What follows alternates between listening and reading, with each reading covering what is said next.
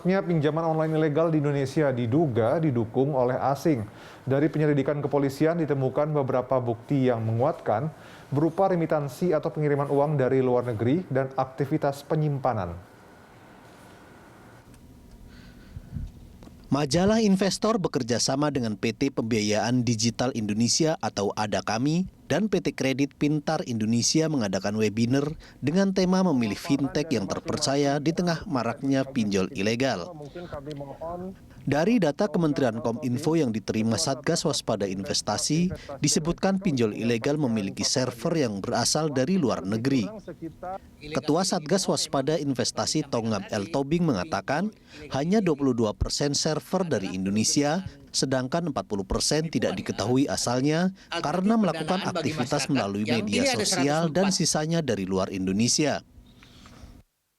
Dari data yang ada, bahwa memang pinjaman online ini membantu masyarakat kita untuk memenuhi kebutuhan dana dan juga untuk pengembangan UMKM.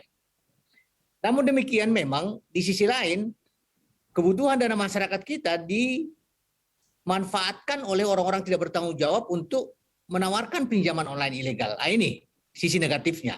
Jadi ada orang-orang tidak bertanggung jawab melakukan penawaran-penawaran pinjol ilegal untuk menipu masyarakat tentunya. Dengan menetapkan suku bunga tinggi, fee-nya besar, denda tidak terbatas, dan selalu melakukan teror intimidasi dalam penagihan. Direktur Tindak Pidana Ekonomi Khusus Bareskrim Polri, Brigjen Pol Helmi Santika menyebutkan, server dari luar negeri tercatat berasal dari Singapura, India, serta Tiongkok.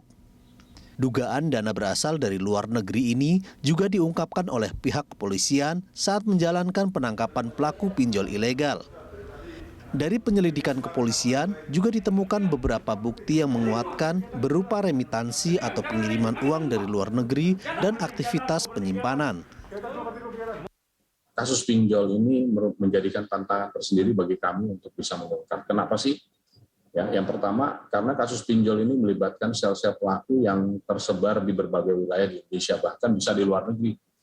Dan jaringannya adalah jaringan yang terpisah satu sama lain, sistem sel, sehingga dibutuhkan ya, selain anggaran yang besar, kemudian kita perlu lebih teliti lagi menggunakan teknologi juga untuk bisa mengungkap kasus ini.